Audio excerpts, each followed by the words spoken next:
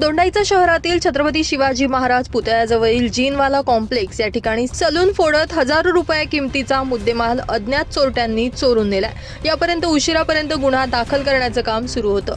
जयेश पवार राहणार दाऊळ तालुका शिंदखेडा यांच्या मालकीचं शहरातील मध्यभागी असलेल्या छत्रपती शिवाजी महाराज पुतळ्याजवळील जीनवाला कॉम्प्लेक्स या ठिकाणी मध्यरात्रीच्या सुमारास ऑफिसेस सलून दुकानाचं कुलूप शटर मशीनच्या साहाय्यानं कापून अज्ञात चोरट्यांनी आत प्रवेश करत दुकानातील इन्व्हर्टर बॅटरी कटिंग करण्याचं zero machine, body massage machine, face massage machine, home theatre यांसह आदी वस्तू चोरून नेल्यात। दरम्यान घटनेची माहिती मिळताच पोलिसांनी घटनास्थळी येऊन पाहणी केली। महिनाभरापूर्वीच हे दुकान सुरू करण्यात आलं होतं।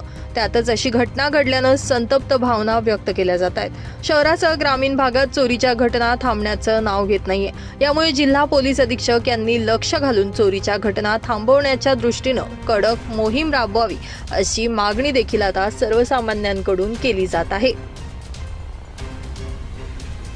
ब्युरो रिपोर्ट, माझा महाराष्ट्र न्यूज, शिंदखेडा।